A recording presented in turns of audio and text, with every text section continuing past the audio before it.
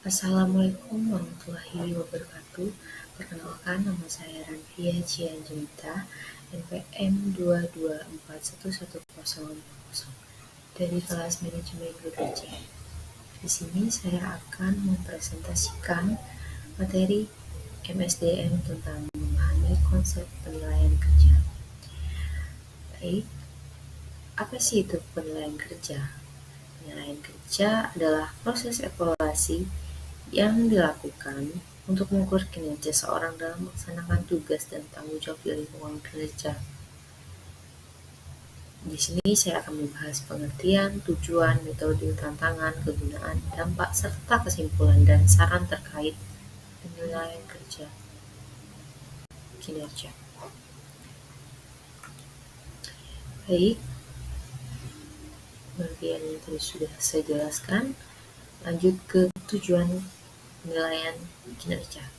Jadi, dari penilaian kinerja, tujuannya adalah untuk menilai sejauh mana individu atau tim berhasil mencapai tujuan yang telah ditetapkan, mengidentifikasi kekuatan dan kelemahan, serta memberikan dasar untuk pengembangan dan mengambil keputusan terkait sumber daya manusia. Next, selanjutnya, metode penilaian kinerja. Jadi, metode penilaian kerja dapat mencakup berbagai pendekatan seperti evaluasi kinerja, kinerja rutin, penilaian 360 derajat, dan penggunaan indikator kinerja kunci atau KPI. Next, selanjutnya tantangan dalam penilaian kinerja. Oke.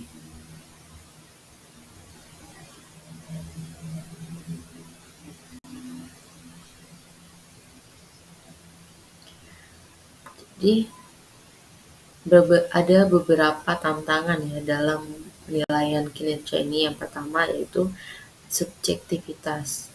Adalah penilaian kinerja dapat dipengaruhi oleh pendapat dan pandangan pribadi penilai yang dapat menciptakan ketidakadilan atau ketidakobjektifan. Yang kedua yaitu bias. Adanya bias persoal atau kelompok dapat mempengaruhi penilaian seperti bias kesukaan atau bias diskriminasi tanpa disadari. Nah, selanjutnya itu kesulitan mengukur kinerja yang subjektif. Untuk kerjaan yang lebih abstrak atau kreatif, sulit mengukur kinerja secara objektif, menyebabkan tantangan dalam memberikan penilaian yang akurat. Yang keempat, frekuensi penilaian. Itu tantangan terkait dengan seberapa sering penilaian kinerja dilakukan. Jika terlalu jarang, potensi malah kinerja mungkin tidak terdeteksi dengan cepat. Yang kelima yaitu ketidakjelasan tujuan. Jika tujuan penilaian tidak jelas atau tidak terhubung dengan tujuan organisasi, dapat menyulitkan dalam mengevaluasi kinerja dengan benar. Yang keenam yaitu ketidaksesuaian metode. Pemilihan metode penilaian tidak sesuai dengan jenis pekerjaan atau tujuan penilaian dapat menghasilkan hasil yang kurang akurat. Ketujuh, ketidaknyamanan karyawan. Karyawan mungkin merasa tidak nyaman atau defensif selama proses penilaian yang dapat mempengaruhi keterbukaan dan kejujuran. Dan yang kedelapan itu tantangan teknologi. Mengadopsi teknologi dalam proses penilaian kinerja bisa menjadi tantangan, terutama jika sistem atau perangkat lunak tidak efisien atau tidak terima dengan baik oleh pengguna. Next, selanjutnya kegunaan. Jadi penilaian kerja bermanfaat untuk pengembangan karir, pengambilan keputusan promosi, pengidentifikasian kebutuhan pelatihan, dan peningkatan kinerja organisasi secara keseluruhan. Next, selanjutnya yaitu dampak penilaian kinerja pada karyawan dan perusahaan. Jadi yang akan berdampak dari penilaian kerja pada karyawan di perusahaan adalah dari penilaian kerja dapat mencakup peningkatan motivasi karyawan, pengembangan keterampilan, dan optimalisasi penempatan sumber daya manusia. Next, selanjutnya kesimpulan dan saran. Baik, jadi dalam kesimpulan ini saya mengambil kesimpulan bahwa dalam materi ini saya mengambil kesimpulan bahwa penilaian kerja adalah alat yang penting dalam manajemen sumber daya manusia untuk mengukur, mengelola, dan meningkatkan kinerja individu dan organisasi. Dan sarannya untuk meningkatkan efektivitas penilaian kerja, disarankan untuk mengurangi bias, memberikan umpan balik konstruktif, dan mengaitkannya dengan tujuan bisnis organisasi. Baik, jika ada pertanyaan bisa ditanyakan di kolom komentar, juga belum jelas juga bisa ditanyakan di kolom komentar. Mungkin itu saja yang bisa saya sampaikan. Saya berterima kasih kalian telah mengikuti presentasi ini.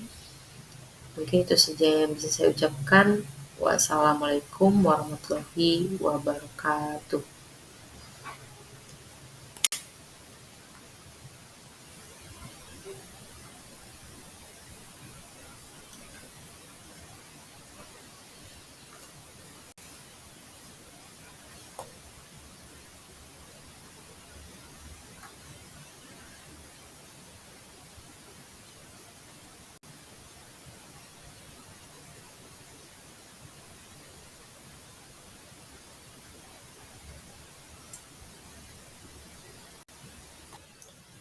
Assalamualaikum warahmatullahi wabarakatuh. Perkenalkan, nama saya Ranfi Haji Angelita, NPM 224111050 dari kelas manajemen 22C. Di sini saya akan mempresentasikan materi MSDM tentang memahami struktur dan keadilan kompensasi.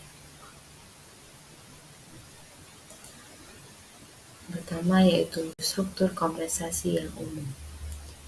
Ada gaji dasar, yaitu gaji pokok merupakan komponen utama dalam struktur kompensasi yang memberikan penghargaan atas pekerjaan yang dilakukan. Jadi kompensasi itu adalah pengertiannya adalah gaji atau timbal balik dari suatu perusahaan. Yang kedua yaitu tunjangan. Tunjangan merupakan tambahan yang diberikan kepada karyawan untuk mengkompensasi kebutuhan khusus seperti tunjangan kesehatan atau transportasi. Jadi dalam suatu perusahaan itu ada yang memiliki suatu tunjangan.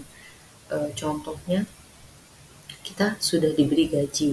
Nah, kita juga mendapatkan suatu tunjangan seperti alat transportasi tadi, kita diberikan fasilitas mobil ataupun rumah untuk sebagai tunjangan. Yang ketiga yaitu bonus dan insentif. Bonus dan insentif ini sering digunakan untuk memberikan penghargaan tambahan berdasarkan pencapaian seseorang atau kelompok dalam mencapai target tertentu. Jadi jika dalam suatu di perusahaan kita mendapatkan suatu penghargaan atau pencapaian, kita maka akan diberikan bonus. Yang keempat yaitu penghargaan non-moneter. Ini adalah penghargaan seperti pengakuan atau penghargaan dan kesempatan pengembangan karir, juga merupakan bagian penting dari struktur kompensasi yang bisa memotivasi dan memperkuat ikatan dalam organisasi. Contohnya seperti naik jabatan, itu merupakan contoh dari penghargaan non-moneter. Next, selanjutnya. Faktor-faktor yang mempengaruhi struktur kompensasi, yaitu industri dan sektor. Struktur kompensasi dapat berbeda antara industri dan sektor yang berbeda, misalnya sektor perbankan dan sektor teknologi. Kedua yaitu tingkat pendidikan dan pengalaman. Di pendidikan dan pengalaman dapat mempengaruhi tingkat kompensasi yang diterima oleh individu dalam suatu posisi. Contoh ya seperti lulusan SMA dan kuliah itu memiliki itu mempengaruhi gaji dan suatu pangkat dari seseorang. Yang kedua yaitu posisi dan tanggung jawab. Tingkat kompensasi juga dipengaruhi oleh tingkat posisi dan tanggung jawab yang dimiliki oleh seorang karyawan. Contohnya seperti manajer dan seorang karyawan biasa.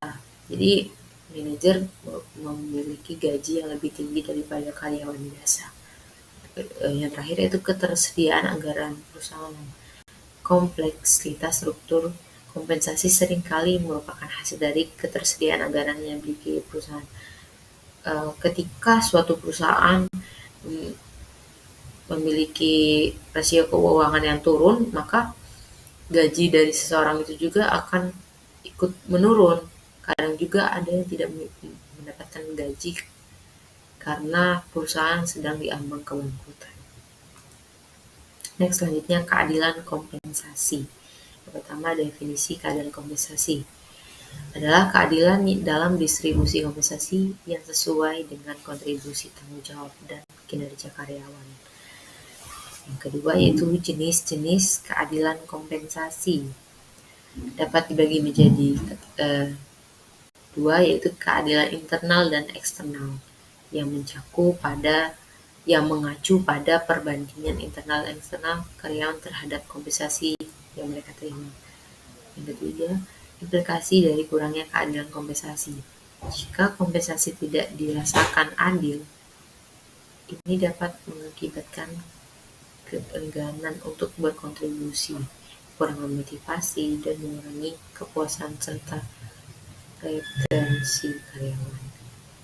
Next, selanjutnya strategi untuk mencapai keadilan kompensasi. Yang pertama, evaluasi transparan, mengkomunikasikan kriteria evaluasi yang jelas dan melibatkan karyawan dalam proses penilaian kinerja.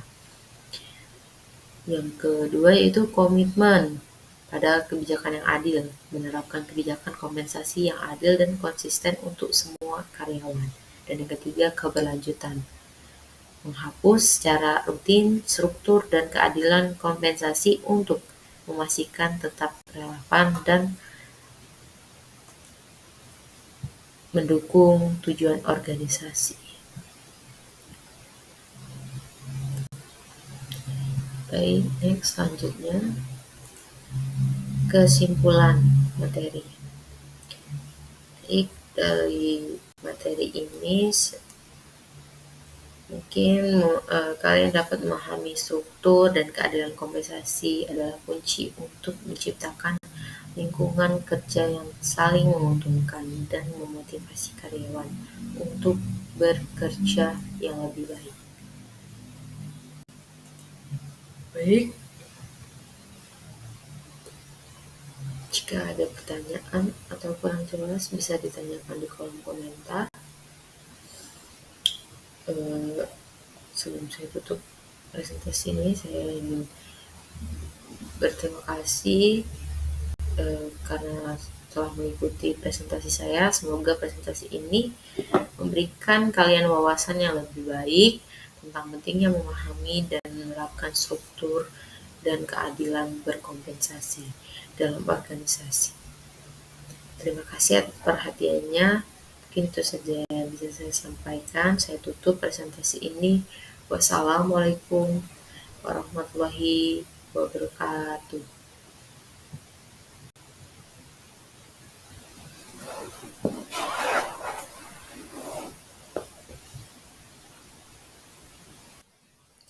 Assalamualaikum warahmatullahi wabarakatuh. Perkenalkan, nama saya Ranvia Jianjanita, NPM 2241150 dari kelas manajemen 22C.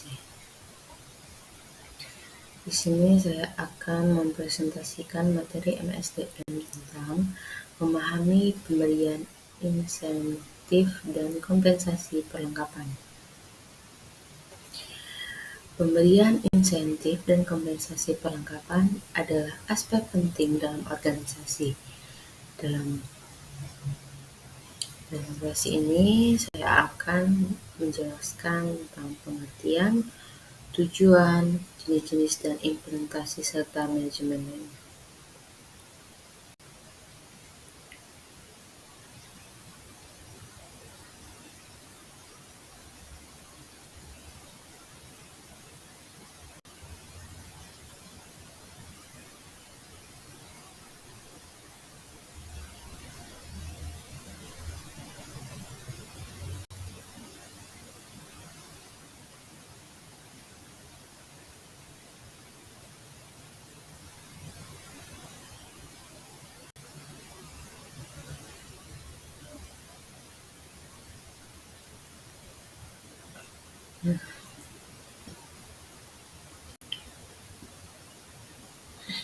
Baik, yang pertama itu tujuan pemberian insentif dan kompensasi perlengkapan. Tujuannya adalah pertama, untuk memotivasi karyawan agar bekerja lebih baik dan mencapai tujuan perusahaan. Yang kedua, sebagai alat untuk menarik dan mempertahankan bakat terbaik. Implementasi insentif dan kompensasi dapat dilakukan melalui skema gaji, bonus kinerja, dan tunjangan. Next, selanjutnya, jenis-jenis insentif dan kompensasi pelengkap. Nah, seperti yang saya bilang tadi, jenis-jenisnya meliputi skema gaji, bonus kinerja, dan tunjangan. Nah, di sini ada ya seperti tunjangan kesehatan, bonus kinerja, dan opsi saham. Yang selanjutnya, pentingnya insentif dan kompensasi perlengkapan dalam organisasi. Penting karena untuk memastikan bahwa skema insentif menciptakan keadilan internal dan eksternal serta sesuai dengan tujuan strategis perusahaan. Selanjutnya,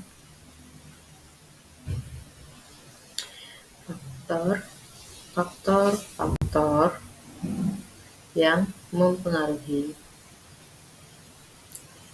efektivitas insentif dan kompensasi perusahaan lengkap.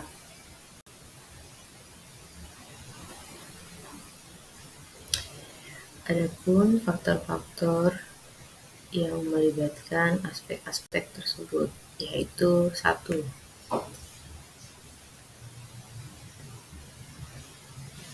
Keterkaitan dengan kinerja. Kompensasi harus terkait langsung dengan pencapaian tujuan kinerja dan hasil yang diinginkan. Ini memotivasi karyawan untuk mencapai hasil yang lebih baik.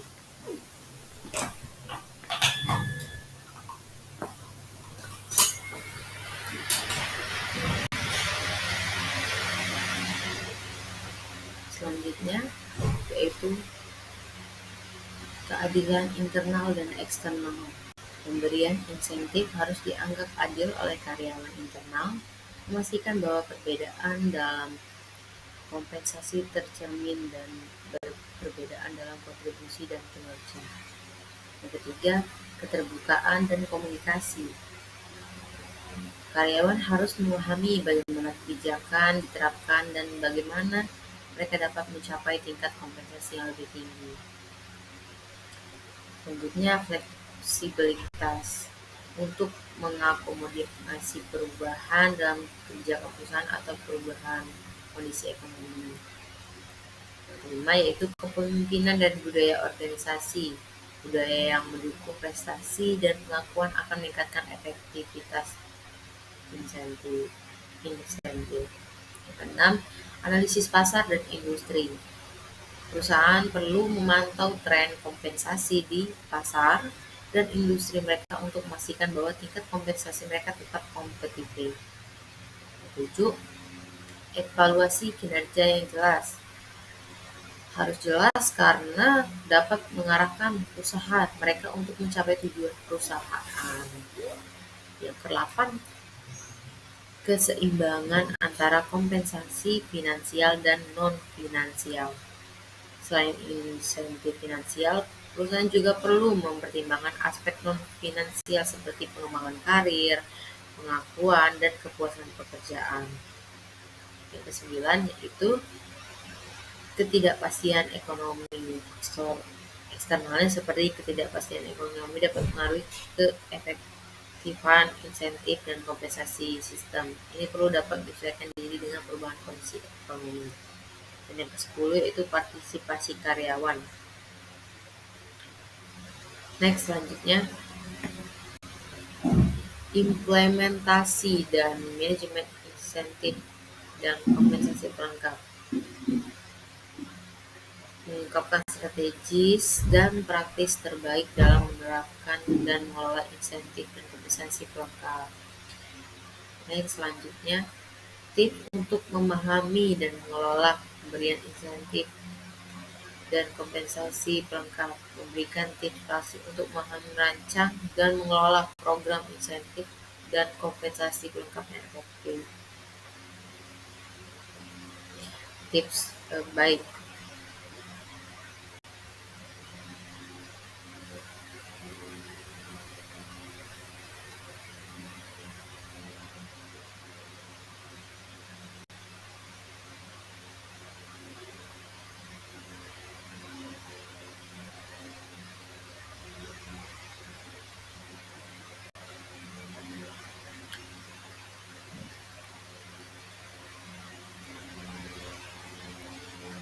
Baik, next selanjutnya kita sudah mencapai di akhir presentasi, yaitu kesimpulan. Dalam materi ini saya mengambil kesimpulan bahwa pentingnya pemahaman dan pengelolaan insentif dan kompensasi pelengkap dalam mencapai kesuksesan organisasi. Jadi kompensasi dan insentif itu sangat penting dalam suatu perusahaan sebagai pelengkap untuk karyawan. Next, jika ada pertanyaan atau kurang jelas bisa ditanyakan di kolom komentar. Bila ada salah kata yang saya ucapkan, saya mohon maaf. Mungkin itu saja yang bisa saya sampaikan. Saya akhiri. Wassalamualaikum warahmatullahi wabarakatuh.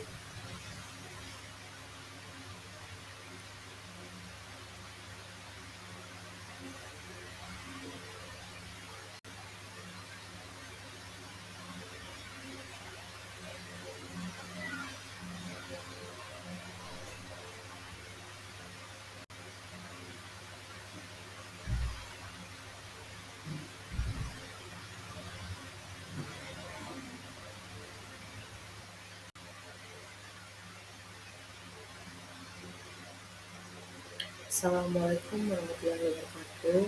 Perkenalkan, nama saya Rantia Janita, NPM 224111050 dari kelas manajemen 22C. Di sini saya akan mempresentasikan materi tentang memahami fungsi motivasi dan implikasinya dalam kepuasan kerja.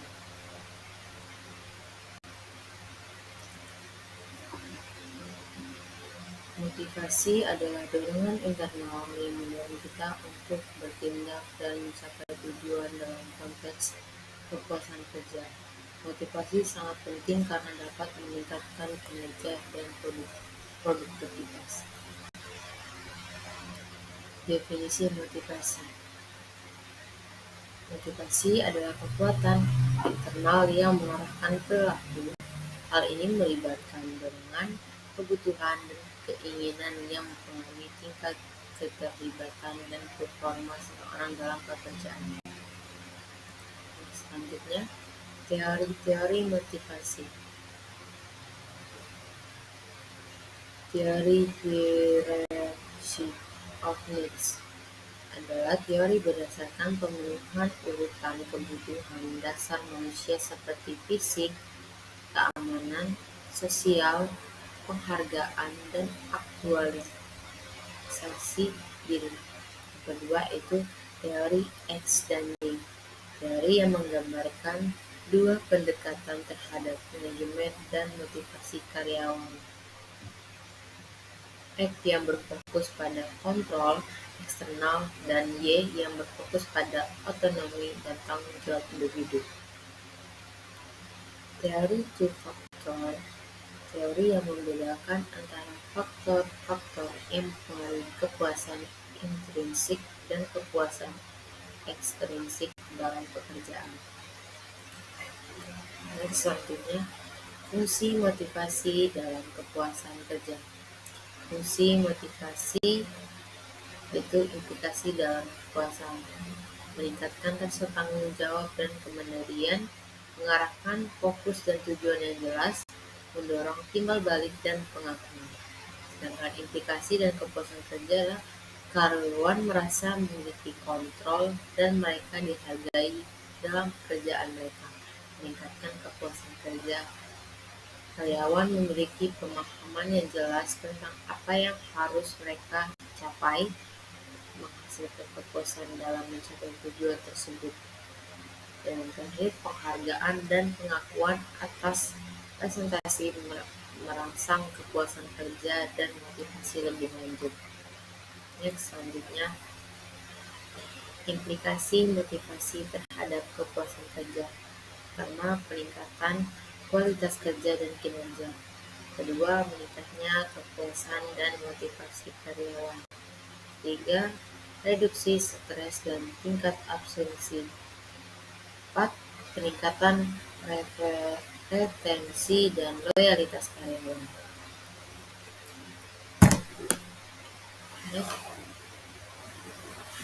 Selanjutnya, strategi meningkatkan motivasi. Yang pertama, penyediaan waktu luang. Karyawan dapat menggunakan waktu luang untuk mengejar minat pribadi dan mengembangkan keterampilan baru. Kedua, penyediaan pelatihan dan pengembangan, membantu karyawan memperoleh keterampilan yang diperlukan untuk mengatasi tuntutan pekerjaan yang lebih menantang. Dan ketiga, pemberian feedback dan pengakuan, memberikan umpan balik konstruktif dan pengakuan atas prestasi karyawan. Selanjutnya, tantangan dalam mengimplementasikan motivasi dalam kepuasan kerja. Yang pertama, kurangnya rasa kepemilikan. Tantangan dalam membuat karyawan merasa memiliki pekerjaan dan bertanggung jawab terhadap kinerja mereka. Yang kedua, tingkat kepuasan yang berbeda-beda, menangani kebutuhan dan motivasi yang berbeda dari setiap karyawan agar mereka tetap puas dan termotivasi. Yang ketiga, perubahan lingkungan kerja yang konstan, mengatasi tantangan dan perubahan dalam lingkungan kerja yang dapat mempengaruhi motivasi dan kepuasan kerja. Selanjutnya, terakhir yaitu kesimpulan. Dalam materi ini, saya mengambil kesimpulan bahwa motivasi adalah kunci dalam mencapai kepuasan kerja yang memuaskan. Dengan memahami fungsi motivasi dan mengatasi tantangan yang terkait, kita dapat menciptakan lingkungan kerja yang termotivasi dan memuaskan. Baik, jika ada pertanyaan, boleh ditanyakan di kolom komentar. Apabila kurang jelas, boleh ditanyakan di kolom komentar. Dan apabila ada salah kata, mohon dimaafkan. Mungkin itu saja yang bisa saya sampaikan. Saya ucapkan terima kasih banyak telah menonton presentasi saya. Saya akhiri. Assalamualaikum warahmatullahi wabarakatuh.